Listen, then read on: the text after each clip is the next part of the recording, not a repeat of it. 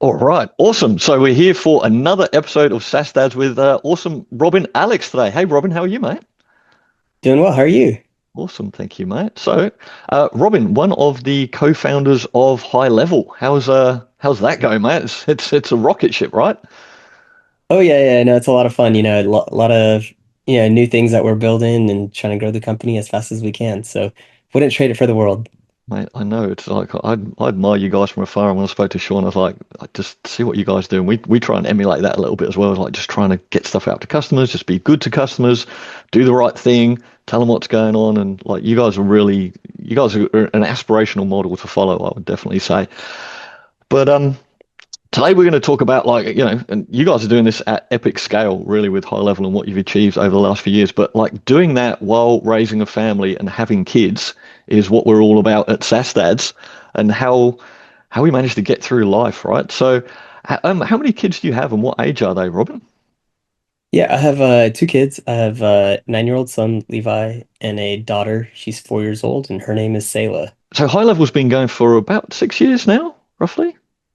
It's about 6 years that Coming started, up isn't on it? 8 years. 8 years. Oh, sorry, it's even longer. My goodness, sorry. I think so. So, We okay, started so 2018. Got to do the math. so Yeah, Levi would that's have it. been That's 8 years. yeah, so Levi would have been a baby when you started that. So you're going through the sleepless nights of a baby while birthing a new baby as well. Yeah, no, we definitely saw it all, and then right in the middle of that, we had COVID, and got to experience that right in the middle of the business. So yeah, definitely seen it all. Yeah. How did you find that? So I know from my experience, having a baby. I, honestly, I didn't like having a baby. I love my son. I love my family. I did not like having a baby. So how was that for you? Like having to manage, a baby because there's the sleepless nights, there's the feeding, there's the getting up for feeding, all that stuff going on.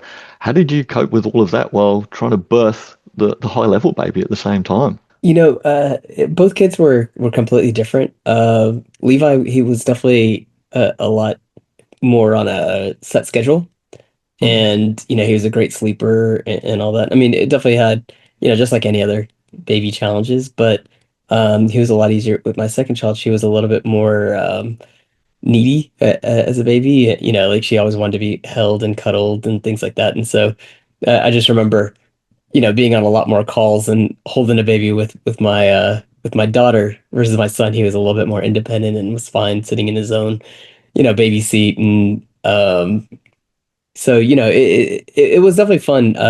With both of them. There's two completely different people, and growing a business at the same time, you just try to figure out how to make it work. I don't know if there's like any book or any strategy that actually helps you. Everyone gives you advice, but the advice is only matters for whatever makes sense for you. Yeah, I think it's funny when I remember like when we had our son and there's things that come up and you kind of like, why didn't nobody tell me this? Why didn't I understand this? But I think it's so hard to explain to new parents what's actually coming down the pipe that you just can't explain it. It's like you're going to find out. You're going to find out. Business is like that too, as well, right? There's Yeah, definitely. whether my take is whether or not you're prepared, it's happening. So buckle up. Yeah, absolutely, absolutely. And so 9 and 4 now, so pretty good ages. And how do you manage like what's because you're a very busy person, right? The scale that you guys are at now with high level, 1,200, 1,500 employees, growing Yeah, no, rapidly. the close 50. Yeah, Yeah, I mean we're in many different countries and trying to figure that out. I will say with the kids, now that school started back up, life is a lot easier. But luckily, both of them go to school together, so I mm, get to you know I get the privilege of driving them to school in the morning and then dropping them off. And Levi, my oldest son, he'll help make sure his sister gets to class, and so it's fun watching them where they're both carrying each other's bags. And um, they have a full on day, and then when they get back home, and some days they just come straight home. My wife picks them up, but then other days they have after school programs. So trying to play the coordination of, who takes who to soccer and who goes to tennis. And, for the most part, because they're going to the same school together, it just makes life a lot easier. yeah, that's definitely a good thing. And what does like a typical day or week look like for you in terms of like managing between the family chores, family breakfast time, all those things you have to do. You just mentioned driving and dropping them off to school in the morning, and then if your wife picks them up, or maybe you alternate some days. What does a typical day look like for Robin between family and kids? And like we try and put some borders in place, but then they definitely all merge as well. Yeah, What does yeah, that look like for you? I mean, when I'm at home, I typically start my days around 4:30, try to hit the gym in the morning. Kids normally wake up around 6:30. Usually my wife gets some breakfast and gets her, get them ready for school. I usually head back home around 7. I'll shower after the gym and then take the kids to school. And then from that point on, I'm just on literal back-to-back calls all the way until I can't do calls anymore. And then the kids come home around 3:30, 4 o'clock, and then try to connect with them and then have dinner, and then immediately it's getting them baths and trying to put them to bed. So it's just kind of that rotation. And then where it kind of switches up is throughout the week. Some have each kid has different after school programs. So then it's the little bit of coordination and trying to figure out who picks them up and from where. But I think the variability usually happens is when I travel. Mm. And that's the first part of the year. It was pretty intense. I think I was only home. I think I counted it. I was only home 18 days for the first 6 months of the year. Oh, wow. Yeah. So weekdays, I should say. I try to make it home that I'm at least here for the weekends, but there was a lot of travel going on, and so just trying to make sure that I'm still around where I can and try to keep the schedule going. Yeah, and still, I mean, you still got to connect with your kids too. I mean, that's a big amount of time apart. I mean, luckily these days we have, Zoom and video calls and all these great things that we can use. So at least we can have video FaceTime and stuff with our kids. But how do you manage that to keep that connection with your kids while you're traveling and under those schedules as well? Yeah, I mean it's definitely tough. I mean, yeah, of course you have FaceTime and Zoom, but only that only gets so far, and there's only so much to talk to when you're not there, right? Mm, Um, so I one of the things that I've been trying to work on is, just trying to spend time with them whenever I can, and I really enjoy taking them to school and listening to music. And what's funny is they think that they're listening to music, but I'm asking them questions the whole way and having full-on conversations while they're listening to music. So that's why I really get, a little bit more of what's happening in their life. yeah. Um, but yeah, no, I mean, I think it's just one of those things that I'm personally trying to figure it out as they're getting older. Yeah, because it can be like I know when I'm away, if I'm traveling, like I talk to my son, sometimes they want to do a video call and it'd be like having a great chat. Other times it's just like, yep, hi, see ya, because it's busy doing something else and like you're not there. So then it's like, oh, okay, I called to talk to you, but you don't want to talk, sort of thing. Yeah, So yeah, yeah. No, it trying definitely to, runs into those situations. And then my son, he's getting to that age where, he has friends. They're on video calls all day. He's playing Roblox, and I could text him and he'll just give me a thumbs up. And then when I call him, yeah, to that point, he's trying to get me off the call. so you got a And then 9-year-old teenager. yeah, 100%. And then my daughter, she's a little bit more on the creative side. So she's on her iPad every once in a while. She loves doing homework and coloring and stuff like that. So it's always hard to get a hold of her because she's in her own lane too. Yeah. And like at the age that they are, I mean, 9-year-old could understand a bit about what you do, 4-year-old maybe not so much. Do they understand what you do and the scale of what you do and, why daddy's busy and why he's away and the responsibilities that you have on top of family life? I mean, to a certain extent, they do and they don't. I mean, they definitely see me, on stage speaking and things like that. And we take them on a couple of company trips along the way, so they get to see, the customers and other people, other team members and stuff at these events. But I don't necessarily know that it's clicked with them. Yeah. And I'm perfectly fine with that too, because I don't want to be known for the company to my kids. I just want to be known as their dad, who Yeah. happens to be working for a company, not, the company and me are one and the same.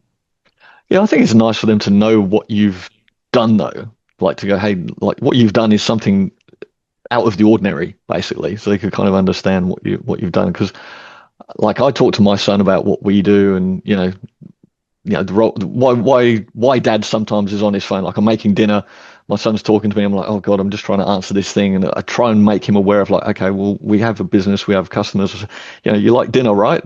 This is what pays for our dinner, sort of thing. Yeah. Um, and try and make them understand that. And but he still doesn't really understand. Like the other day, I was talking to him about OpenAI and ChatGPT, and he thought that I actually created OpenAI and ChatGPT. I was like, not quite, buddy. Daddy uses it a lot, but yeah, not quite. Definitely not. Definitely didn't create that. Kind of wish I had. Yeah, exactly. Yeah, we'd be doing something a little bit different if you created it. Yeah, a little bit, a little Yeah. bit. But what's like highlights for you as being a dad now? Because you say like you want to be known for being their dad, not for the business to them. But what's highlights for you? What makes being a dad special for you? Yeah, I mean, I think a couple things that I'm just trying to make sure the kids get to index on. One is traveling and experiencing things outside of what's commonplace here in the States, Mm, when they're going to school and with the experience just with their friends and stuff like that, that's a very tight bubble.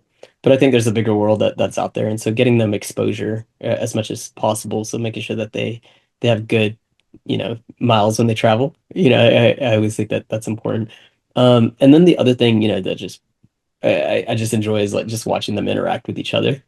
mm. I think it's so fascinating. So I mean, there's times where I'm just quiet and just watching them talk and have little arguments and spats, and then they'll beat up on each other for a little bit, and then they make up, and then they're back at it. So just enjoying those moments are fun for me. Yeah, it's wild to see how they grow and change and become their own human. Like we had school camp this weekend for my son. So the whole year basically pitched swags. I don't know if you know what swags are in America, but like they're little tents anyway, swags or tents, Yeah, whatever, yeah. on the oval. Yeah, I wasn't sure that's just an Aussie thing, but yeah, so we pitched out swags and everyone camped on the oval. And they had a barbecue and the kids were just running amok. And I just loved it because like my son, he was just off. And like I could see him everywhere, and he was just running around. He was playing football one minute, then he's playing handball somewhere else or something the next minute. Then he's in a game of tag somewhere else, and then he's off doing hide and seek. And he was just going through all these groups of kids and sort of playing with everyone. And for me as a dad, it was so nice to see. I was like, oh, cool, cool. My son seems to be fairly well integrated. Like he seems to be playing with lots of different kids. He's trying lots of different things, and that's what I like to see as well. Because when I go to see his school teacher, we have teacher days. You ask him, go, how's he doing? Like, is he doing well academically? Yeah. How's his maths? How's his reading? All that. He's very good academically anyway, so that's all good. But one of the main things I always try and find out about from the teacher is like, how's he getting on? How does he interact in class with his peers and stuff like that? Is he getting on okay in terms of that with people as well? Because I think that that's a really big thing that we've got to try and instill into our kids because they can be the smartest person in the room, but if nobody wants to interact with you, then that's not really going to help you. People have got to be able to get on with you as well, which is really important communication skills moving forward. Yeah, 100%. I kind of look at that. I think there's two stages that as a parent you should be looking at. One is in their tight circle, right? Like when they're going to school every day, they're around the same people, Mm, to be honest, more than they are at home. yeah. They're with the people that's at school. So making sure that they get along there because in many ways that's part of the village that they're growing up with. And so I kind of look at that as stage one, and then stage two is how do they interact with other people when it's outside of their comfort zone? Mm, And I think that that's something that, I like to pay attention for my kids and making sure that I'm giving them the confidence that it's okay to, of course within reason, to talk to other people and feel comfortable. You don't have to feel shy. You don't have to, you know, feel like you can't say what's on your mind and things like that in a public setting. Because I think that's a valuable trait, mostly as you get older. You don't want to, be shunned or feel like you don't have a voice in the world. So that's something that I've also been paying attention to is what happens outside of the bubble. yeah. And it's interesting too, like you're obviously a very conscious parent thinking about those things and trying to get your kids to speak their mind and ask questions and stuff like that. Because we had a long journey to having kids, me and my wife. It took us many tries and then many rounds of IVF and stuff like that. And we decided, like long before we had our son, that we were going to try to be conscious parents because we've seen like the longer journey for us to have kids meant that we got to see a lot of people who had kids before us, like our friends or peers Mhm. or just other people. And then so we got to observe the good and the bad and the ugly sort of thing. And I saw a lot of times, well, no, I'll say a lot of times, but this did happen with parents where there can be an unconsciousness with kids where they mess up, and maybe the parent yells at them. He goes, why did you do that? You stupid kid, whatever. You shouldn't have done that. And the kids really got no idea what they were doing. They didn't realize that they shouldn't draw on the wall or whatever it might be. I'm not saying that if your kid draws on the wall, you probably should tell them off and make sure they don't do that again. But Mhm. there's a way of doing it and a way of kind of being conscious with your kids to work through that. And we did a thing with our dogs before, right? So this might sound a bit weird, right? But our dogs Yeah. are dogs, right? So we train them and they're dogs, right? But we tried to be very conscious because one of our dogs was a bit crazy. All right. She was called Mia. She was young and she was just a bit of a nightmare. And I was in that space just going, Jesus Christ, man, what are you doing? And just like kind of yell at the dog. And he went, hang on, this isn't helping because the dog doesn't understand this, right? And we're constantly calling the dog crazy and stupid and why are you doing this? So even though obviously the dog can't speak English, right? But the words we're using, the tone we're using, it's not good. It's probably not helping the dog. So we changed all that to become like conscious of the way that we treated and spoke to our dogs. And it made a huge difference with the dog. Like still a dog, still trained. They're not kids by any way, shape or form, sleeping on the couch or the bed or anything. But we really tried to put that in practice for our language for when we had our son so that we could actually just take a breath at moments, just go, hang on a minute, what's going on here? Let's ask him questions about why is he doing this or what's happening. And I think that that's really helped a lot to also create a better bond with our kid or our son, so that he knows that we're going to ask him questions, try and figure out what's going on first. Like he still gets told off. Like if he had this conversation, he'd go, "Oh, you're always lecturing me, Dad." So well, maybe I'm trying to explain things, but not telling you off. But it's definitely that interesting journey to try and uncover what's going on with your kids, what's going on in their mind to shape them for the world that they're going to go Yeah. into, right? And especially the new world now with AI. I mean, you're pretty deep in that with AI and everything that you guys are doing on a technical front. So you're definitely, at the forefront of all that. Do you think about that and how it's going to change things for your kids, like in a very short space of time? Your daughter's just starting school, right, at 4. Goodness knows what it's going to be like by the time she finishes. Yeah, I mean, it's super interesting. I mean, one is, when you're talking about tonality and things like that and being a conscious parent, I think it's so tough because I think every parent, for the most part, wants to be conscious in how they're coaching and teaching their child, but sometimes the world moves by really fast and everyone has many other things to think about. Yeah. And so sometimes it's easy to slip when you're talking to your kids. And so that becomes a challenge. And then, you know, compounding that with how fast media is being shown to them, that's where I think, I personally have a lot of fear of, you mentioned AI. I mean, take kids out of the equation. I mean, with AI, all this new content that's coming out, it's able to sway, public sentiment very quickly. Just, think of Mm, Twitter and stuff like that. And if it's able to happen so quickly with, the just adults in general, with as fast as technology is there for kids and having that accessibility, I think that's a real danger that we have to really think about because now it's starting at a young age. And so that to me is super scary. And just the desensitizing. I mean, when I was growing up, there was always that thing of, oh, you're playing all these video games and look at all the shooting and stuff like that that's happening. And back then it was like, I don't know if you played games like GoldenEye on a yeah. Nintendo or Yeah. something like that, right? And everyone was really concerned because, oh, you're just going to get desensitized to killing and stuff. And I think there's, to a certain extent that there's some truth into that. But the age of that same media type of content. One, it's way more realistic. Now with AI, it looks like absolutely, truthful and real, but then the access to it is even at a younger age than ever before. Mm, And so how do you get ahead of that? I mean, it's very challenging because the struggle that I have with my kids is as much as you try to limit them with content media or iPad access and things like that, you try to give them other projects and other initiatives and other hobbies. They're able to complete all that, and you blocked them out for a couple hours, but what do you do for the rest of the day? And at some point you're like, I guess you can be on it, for a little bit.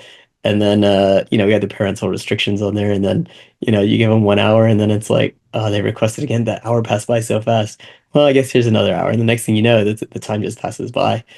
And so those are kind of the personal challenges that I deal with, but I am super scared of what media and how technology is moving. How is it going to influence our children and their decision making in the future?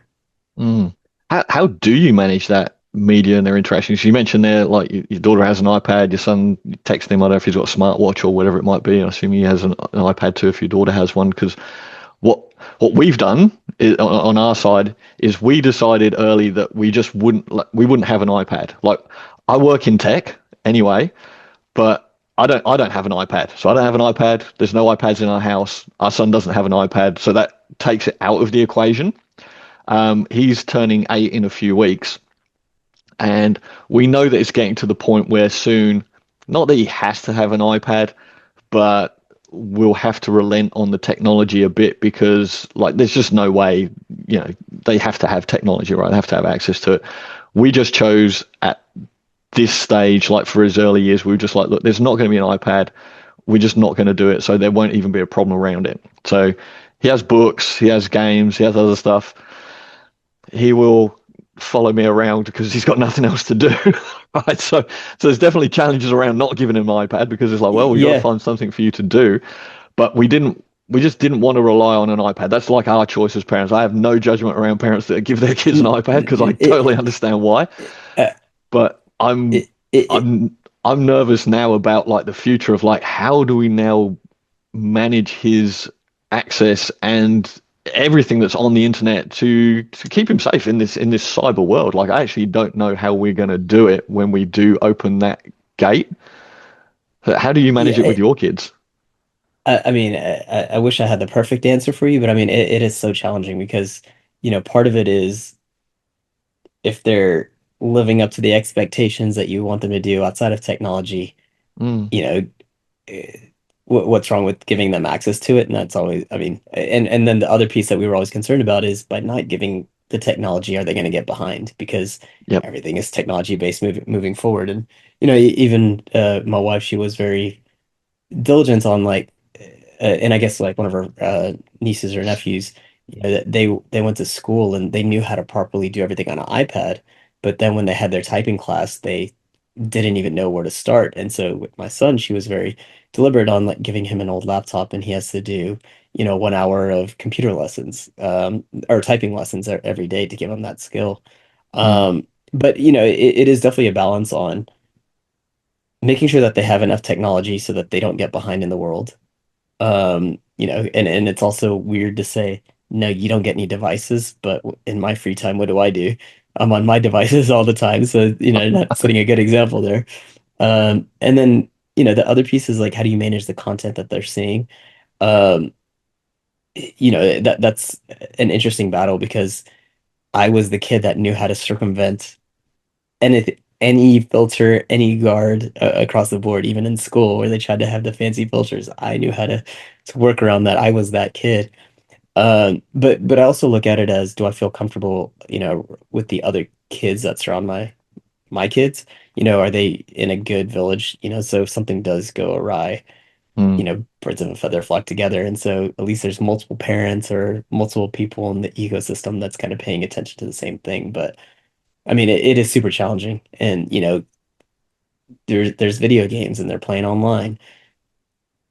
All they have to do is get into a game and someone's cursing or telling them bad things in the game, and you got to deal with that. Cyberbullying is a big thing now. I mean, I wish there was a better answer, and unfortunately it's you have to either play in the extremes, or you just have to in the extremes of putting them in a bubble where they don't have access to anything forever, or you got to play on the other side of it where it's, just be in a very reactive mode and just try to coach them through those moments once it happens. Because, the other thing is like the rate at we learned about life and, different things, seeing, naked people on the internet and things like that, whether or not you're chasing it, it just pops up at some point.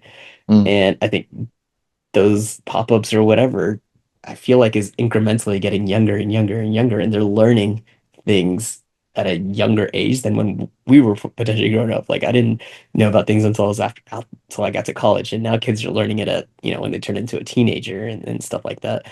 And so as fast as the world is shifting, being able to coach them through how to deal with these experiences, I think is super important. Yeah, yeah, we had a lot of conversation with our son about that already, about like cyberbullying and what these things are. And I'm at this point now, like he wanted to get Minecraft for his birthday. His eighth Yeah. birthday is coming up shortly, and my wife's 100% against it. And I was for it more in the point of because like I feel like okay, it's fine. The first 8 years he hasn't had a device, still gets to use them at school, so he knows how to use an iPad because they do it there and stuff like that. So yeah, he's probably behind some other kids on know what to do because they've had Minecraft or whatever forever. But I feel like at 8, they're going to pick that up pretty quickly. He'll be on par Mhm. very quickly. And exactly what you say, there's a point between like no, and then there's a point that can be damaging because leaving behind because it's like technology is going to be there.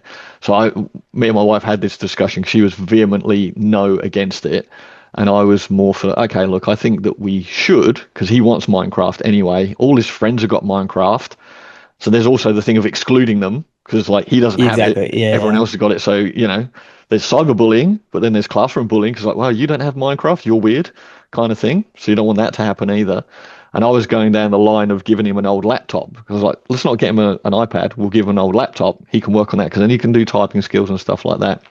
So we were going down that path, and I figured out how to restrict Minecraft and used AI Yeah. to tell me how to set it up. And then Yeah. he completely changed his mind a few weeks ago and said, "No, I want an axolotl for my birthday." Instead, I don't want Uh, Minecraft, and he wants an axolotl. So we're like, okay, all right. So he's getting an axolotl now instead. But then he actually figured out a few weeks after he'd made this declaration for an axolotl. He went, okay, but Christmas is actually coming up quite soon after my birthday, isn't it? let's revert back a So little. so I could get Minecraft for Christmas then still, couldn't I? I was like, I guess. So it's like we halted it for a minute by his own decision, but it looks like it's coming back around again by Christmas. So, but it's But that thing of yeah, it's definitely that thing of that balance between you can't ignore it forever. You can't hide it and just go, look, it's not going to happen. We're going to keep you off the internet, and you're not going to have a phone, and because it's hypocritical too. Um, yeah. but yeah, the advancements of technology, like we went to his school the other day, and like I say, my son's very academic. Like his reading level is ridiculous. His communication is really good because he's had to read, like because that's what he has to Mhm. do. We give him books, so he reads novels. Like he read all of Harry Potter when he was like 5, like the whole series. Wow. That's Yeah, incredible. it's crazy. His reading ability is next level. Um, but he doesn't like writing. And we were at his school the other day, and the teacher said, "Look, his vocabulary is like here, his reading is here, but his writing's kind of here. And it's not because he can't; he just doesn't really like to, like because it's effort." Yeah. And talked to him about it. He goes, "Ah, but it's boring." And I haven't said this to him, or I didn't say it to his teacher either. But it's like, how much value is there in him learning to write now? Because you can just speak. Like I barely type, I barely write. I just speak, and I just talk There to you go. Yeah. my emails or chat GPT, turn this into that. I don't write what do you call it, like projects anymore. I'll just talk to chat GPT and say, hey, this is what I'll do, da da da, create me an SOP for this or that or the other. So we just don't know where it's going, right? And I can't even imagine I what it's mean, going to be like for him. even the concept of writing versus typing, I think just what is the value of being able to write essays with the pen and paper when you could just type it out on a computer? And so Mm, it's an interesting question, and but I also look at it as, we can't box children all in the same, category. I think every child is unique in their own way, and as parents, I like the word that you used of just being a conscious parent. It's just understanding what are the strengths and weaknesses of your child, and are you making sure that you're putting them in a position of strengths and then helping them understand where their weaknesses are and either supporting them through those moments, or, just giving them better strategies. Because, when you put technology into place, if a child, is emotional or doesn't know how to handle, you know, certain aspects of it, it could be damaging versus, another child, they might like video games and could be a video game designer. And so, you just have to kind of pay attention to what the child is asking for and where their strengths are and just try to make sure you push them in the right direction there.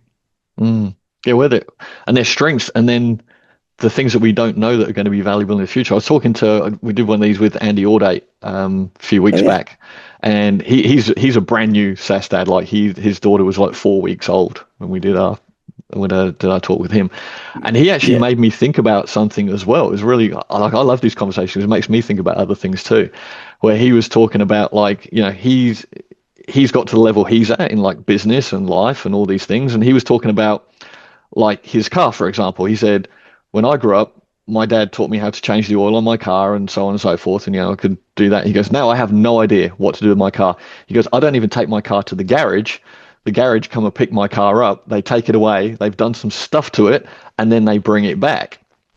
So he was going like, what would be the point in teaching my daughter, for example, how to change the oil on her car? Because I just don't think she's ever going to need it. And it really made me think about that because there are certain things I kind of feel like I want to teach my son, which is like, yeah, I should teach him to change the oil on his car, but then will there even be oil in cars by the time he gets to drive? Eh, And the same That's thing with the like the fascinating writing. thing. Yeah, like the writing. It's like how much value is there in teaching them skills that we want to teach them today because we grew up learning them? And are they really going to serve them for the future? Or do we want to accelerate them? Just go, hey, look, actually, don't even worry about that. Don't worry about changing the oil on your car because you're not going to need to know to do it. Or don't worry so much about writing with a pen because you're barely going to do it, and accelerate them to another level. Are we just limiting them by what we've learned by not thinking about those things? Yeah, I think what I like to do is at least give some exposure so they're not just completely blind to how the world works, talk about changing the oil and stuff like that. Anytime I'm working on a car or something, I try to get my son just out there once, and he might hate it, just hate being out in the heat or whatever, but at least he's seen it once. And now if it happens again, he'll at least know how to respond to it. And I think that's where I like to be on that range of, you know, making sure that they could do it. But I also coming back to like, you need to pay attention to your child on, do they like the tactical side of things, Mm, right? Do they like Legos and do they like building things and stuff like that? And so if so, I would continue to put them in situations where they have to use their hands and start building things because you never know what can come out. They might be the next, greatest engineer that's out there. But then on the other side of it, it might not be of their interest, and so they might be better off learning, being in the medical field or something like that, where they don't have to leverage their hands as much. So I think it's just really paying attention to where your kids are really leaning into. But I've always been a fan of exposure and experience, and you never know. Just by seeing something, at least it gives you perspective. yeah, trying to shepherd them through different ideas and give them touch points and see what they like and what they don't. Because I found with our son, it's like I wouldn't say we pushed him into things, but like we tried to get him to do things when he was younger. It's like, okay, go try this, go try that. And now he's a bit older, so now he knows a little bit more what he likes. We also know a lot more what he's like as well. Like he's very academic versus not so sporty, right? He kind of likes a bit of sport, throwing a ball, but he's not competitive in sport. So Yeah, we put him in team sports and he played soccer for, I think he did like 3 seasons of soccer. And the second season, he said, oh, I don't really like this that much. And we're like, yeah, but like come back. The team's all staying together. Come back, play with the team. Halfway through the season, like the third season, he's like, I hate this. I don't want to do this anymore. So then we did make him finish the season because like we're like, mate, this isn't just about you. This is about the team. So you've got to be here to support your team and finish it out. I said, if you don't like it at the end of the season, then you don't ever have to do this again, and we won't make you do it again. And then we didn't. We just said, look, you just got to finish it out. So there's like that balance between pushing them into things and then listening to them and letting them extract themselves at yeah. the same When you need to time. pull them out.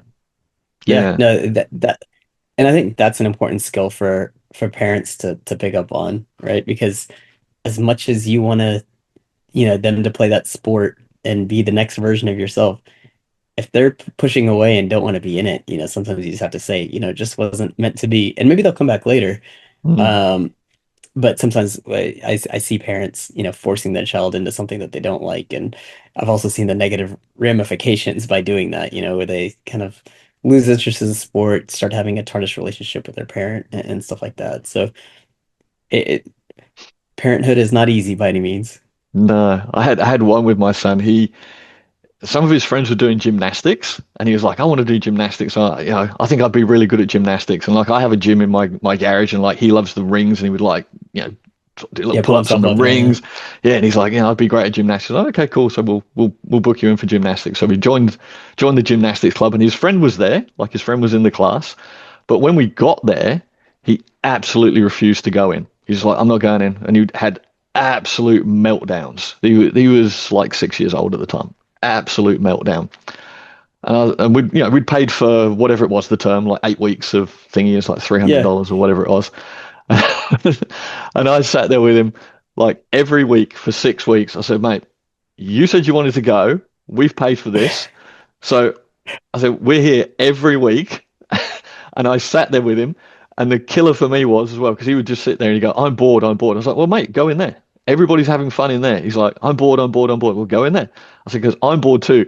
Because I sat there, I wouldn't touch my phone. I sat there absolutely stone cold bored for 6 weeks. So, well, I guess we're both being bored then, mate, because you said you wanted to do this and we've paid for it because you wanted to. So you either get in there or we just turn up every week until I'm bored, you're bored. And if you don't go, I'm going to pay for next term as well. And we're going to come back again because you haven't tried it and you haven't even tried it. You haven't even gone in. And by the sixth week, managed to get him in halfway through the lesson. And he kind of tagged on a little bit. By the end of the lesson, he came out and he's like, "Gymnastics is the best thing ever. Can I get one of the t-shirts?" And then Oh, wow. he loved gymnastics. And like, he did the next two things for the term, and then he enrolled the next time. He's like, "I love gymnastics. This is the best thing ever." And he was actually really good at it. But then he did 3 terms of that, and he was like, I'm bored of gymnastics now. I don't want to do it anymore." But it was that stubbornness of like turning up with him every week, and I would just sat there like that. So, well, I'm bored too, mate. You're Uh, bored. I'm bored. I guess we're just going to sit here bored together. I'd love it if you uh, went in there and did gymnastics. You'd not be bored, and I'd like to watch you do it. so he's got that stubbornness coming from you then, Oh yeah, to be and it able was to torture. just, It was such torture for yeah, me because I wouldn't touch my phone while I was sitting in there. I was just like, right, I can't, I can't. That thing that we're talking about, like, being distracted by a device, is like, well, how can I tell you yeah, not to have a device if I'm just going to sit there on my device? So I was like, man, yeah, good it on was. you. I don't know if I could have made it that long. I don't know if I could have made it 6 weeks of, just waiting him out. But that's awesome that you pulled that off. I was just terrified that we were going to get to the 8 week and he hadn't gone in, and then because I'd already told him, Yeah. said, "I'm paying for it and we're coming back if you don't go in." I was like, You're like, "Oh, no, God, another please eight get weeks. me," because I don't want to. I don't want to do this for another term because I don't know what I'll do. Because I would have Right, done it right. as well. I would have done it. Yeah, he's definitely got the stubbornness from you. Yeah, yeah. Well, I mean, his mum's Irish as well, so there's definitely some stubbornness run Oh, through the got it. two Got of on us, both mate. sides. Oh, Yeah. absolutely, absolutely.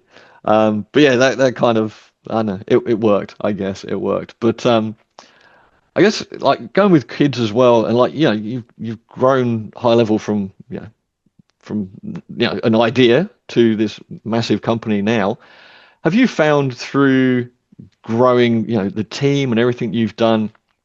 Has parenting helped with managing team and staff as well? Because I've found that for me, like for me, being a dad has been one of the best things ever as well. It just made me learn a lot of patience. I definitely wasn't that patient before having a child, but just to ask questions, understand what's going on.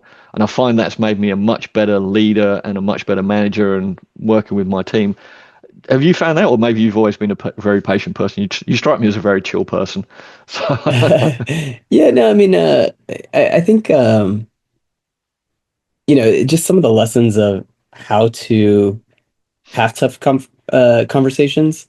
I mean, I think that's translated. I mean, granted, my kids are a lot younger, but like when someone is going off the course or doing something bad, I've never been one to yell, but being able to have direct conversations with somebody and just trying to use the word lecture, being able to work with someone where they resonate on look, here's the problem.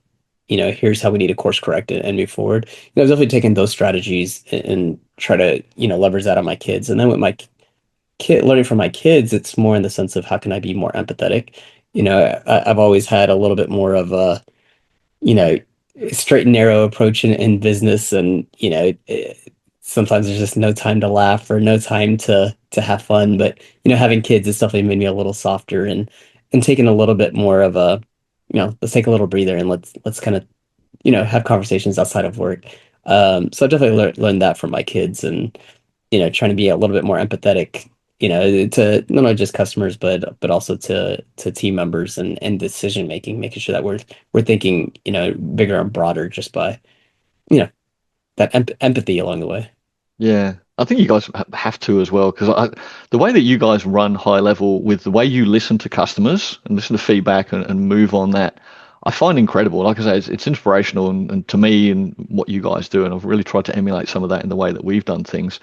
And I find it frustrating sometimes when you read some of the things in like the community in the group and like, oh, they should be doing this or they should be doing that. And I don't know how you cope with that sometimes. So people just don't understand what it's like to run the size and scale of business that you do now. And I was sitting at dinner once, and there was somebody at the dinner I was sitting at, and they were like, "Oh, this is what these guys need to do, and they should get me to run these things and do this and whatever, and these are, they should listen to me." Basically, it was one of those kind of conversations, and I was just sitting there, I was thinking, you have no idea what that's like, right? They had a little business. They've got their own SaaS, and they've got maybe 100 customers. They were a SaaSpreneur, so they've got a gold award, and they've got a SaaSpreneur and whatever. And they've probably got a team of maybe 5 people or something. I was like, I don't even say this to them, but I was like, you have no idea. You got like the size and scale of the platform and the team and the challenges and the customer base and all that, and you think that you can start explaining to you know, the founders of High Level what they're doing wrong? I don't think so. How do you cope with that? Like, do you have a really thick skin, or you just go, look, I can see where they're coming from, but this is what we're trying to achieve? Yeah, I've always had the mentality of, everybody's right and everybody's wrong at the same time. And Mm, so I hear everyone out, and I think everyone comes in with good intention and do have great ideas. But you know, the hard part is when you kind of zoom out and look at the big picture, it's not that people are wrong. It's just it may not be the right time, or there's other factors that go against that decision and things like that. And so it is definitely a challenge. And then, on top of that, how do you get everyone on the same page with that decision?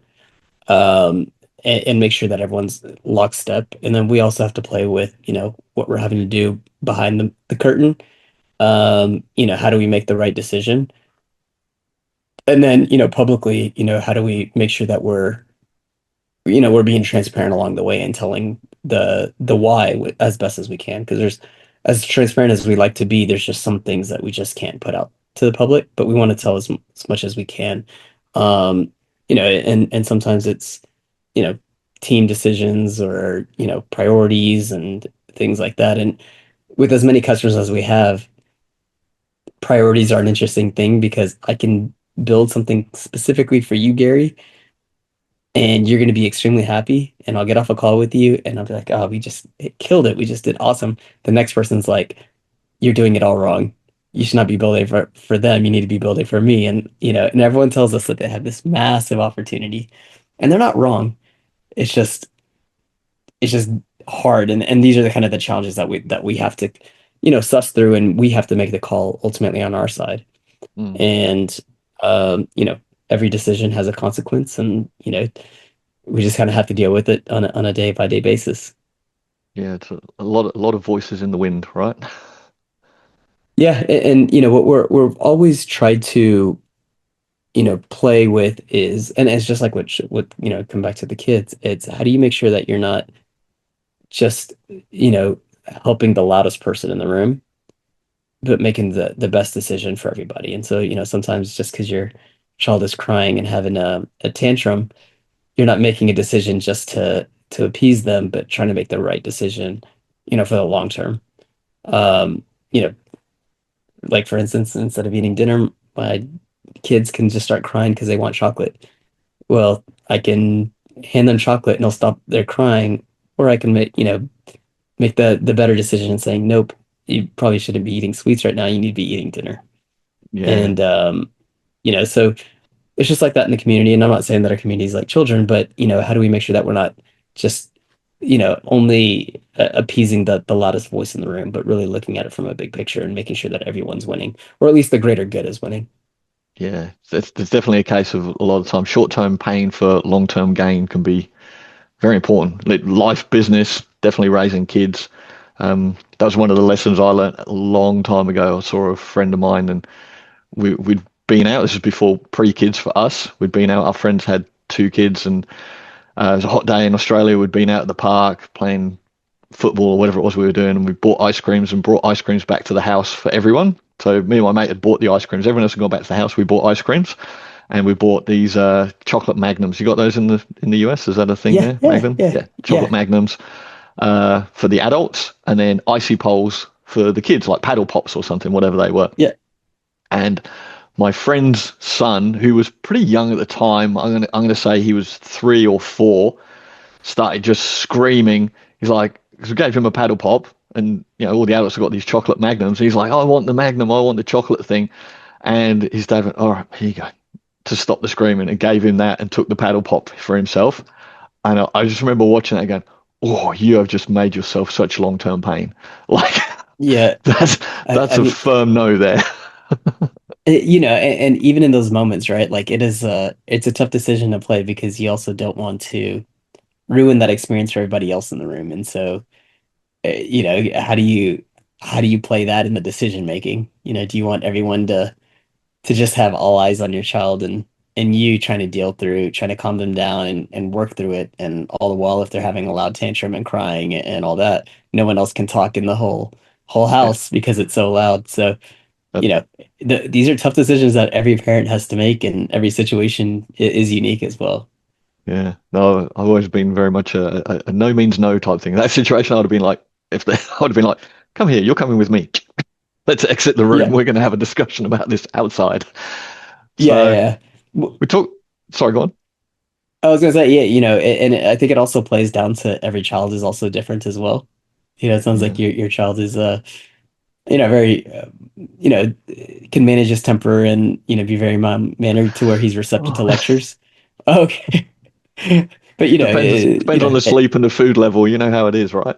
oh, 100% right. And Yeah. that's the other thing that you got to also calculate when you're having the right time, to handle it. And so every child is different, that every day is different, the timing is different. And, as they're getting older, hormones start popping up as well.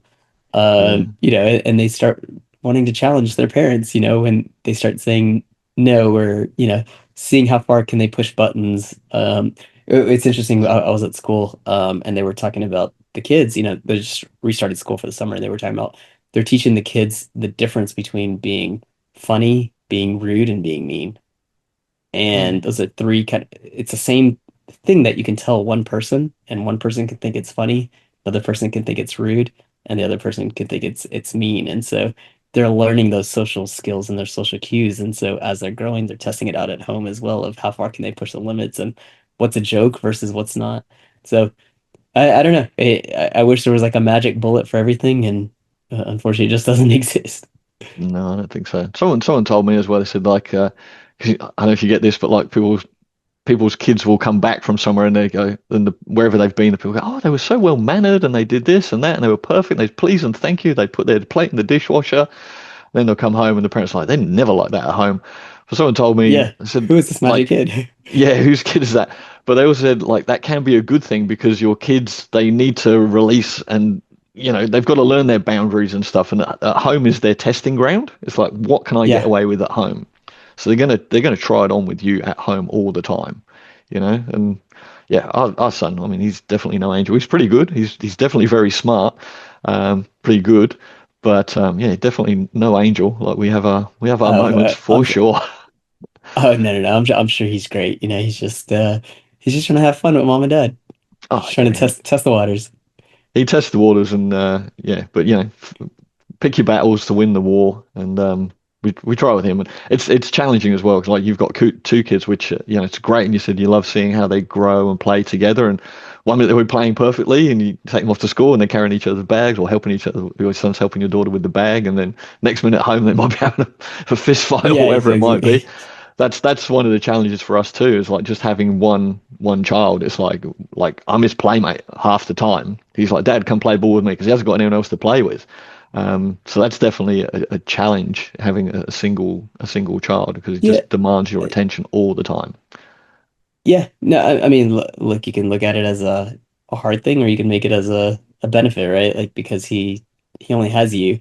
Mm. I think that allows you to have a stronger relationship with him as he continues to grow older. And so, you know, you got to take the good with the I don't want to say bad, but good with whatever is coming his way, and making sure that he understands the opportunity that he has to be able to spend with you and mom. That if you had two kids or multiple kids, you wouldn't be able to be as devoted to him. Yeah, I hope so because yeah, like I said, we had a very long journey to have him, and we're very blessed to have him. And he can be the sweetest thing as well. Like the other night, like I read to him every night, and then we read and just sort of lay down in bed for a minute, and he just gave me a little cuddle. He goes, "I love you, Dad." I was like, "I love you too, mate." He goes, "Thank you for helping me all these years." And I was like, Oh, your that's heart cute. just breaks that a little bit. Like, oh mate, thank you so much. Yeah, You're the best. yeah, But then the next day he'll tell me he hates me because I made him sausages for breakfast or something, and he hates sausages, even though he asked for them or something. You're like, oh my God. yeah. Can't win. Yeah. But doing all that to keep sane, you mentioned earlier, like you get up early, you go to the gym. Like, is that part of your thing that helps keep you? Because that's similar for me. Like if I don't work out, if I don't exercise, I have it locked in my calendar. It's like this is my workout time. That for me helps keep me sane on the straight and narrow as well to relax. Is that for you, your thing? Getting up early, going to the gym? What keeps you straight and Yeah, sane? yeah. I mean, I think just kind of my morning routine, right? Being able to wake up, go to the gym, coming home, changing, and then taking the kids to school. I think that block of things that I do there, if I don't have that, I feel like something's off for the day. And I think it's just through creating that habitual, Mm, system. And now when it doesn't happen, I feel like something's off, or what do I do with this extra time? And just I feel like the rest of the day is off for whatever reason. yeah. It's definitely important to have that bit of you time as well outside. If you're just constantly on, and that's what Yeah. yeah, I find that physical activity is such an important thing because it's like active meditation. Like you got to focus on the task in hand, but you don't have to think about it too much. I got a lot of kettlebells and stuff. I do a lot of kettlebell training, and like Oh, there you got you to go. think about it Yeah. to a degree, but it's like rhythm, movement. It's just really good. So I find that that's really, really helpful. Yeah. So I want to be really respectful of your time. So I know you're busy and it's getting later to the evening for you. So you might even have to go off and start making dinner and stuff for the kids. I know. So Yeah. if we were to round this off, um, is there anything that you think that we haven't covered that you might want to tell people or cover off? No, I mean it was a great conversation. I think we talking about being a dad, I think we covered a lot of great conversations. And the only thing I'd say, it's a never-ending journey, and there's no right answers. I think it's just trying your best, and just knowing that as long as you try your best, that you'll get good outcomes on the back end. Okay. And I just want to finalize this with one last question. If you could go back and just give Robin a bit of advice when you started this journey, you got a 1-year-old Levi, you're starting the higher level journey. Is there one piece of advice you could go back and give Robin 8 years ago and just go, hey, I don't know, even if it's just you got this, I don't know. What would you go back and Yeah, tell Robin 8 years ago? um, the feeling that it gets, that giving up time for the kid, for the business, it gets easier. I just wish I spent even more time with my kid, because I don't think it changes the outcome. I think the time that you allocate is subjective, and it's not like if I spent more time with my kid, I gained, or 1 hour with my kid, I gained like 1 hour further in the business. I don't think it actually attributes that way, but back then that's what I thought, right? Like I need to give up time with my kid to work on the business. Mm, And so going back, I'd be like, and just spend all the time with the kid, and the business and everything will figure itself out. beautiful, mate. Well, thank you so much. Thank you for your time today. when this podcast comes out, I'll have actually seen you in Dallas by the time this comes out. So I'll see you shortly in Dallas. But thank you so much for your time, Robin. I really, really appreciate it, mate. Yeah, likewise. Thank you so much. Thank you.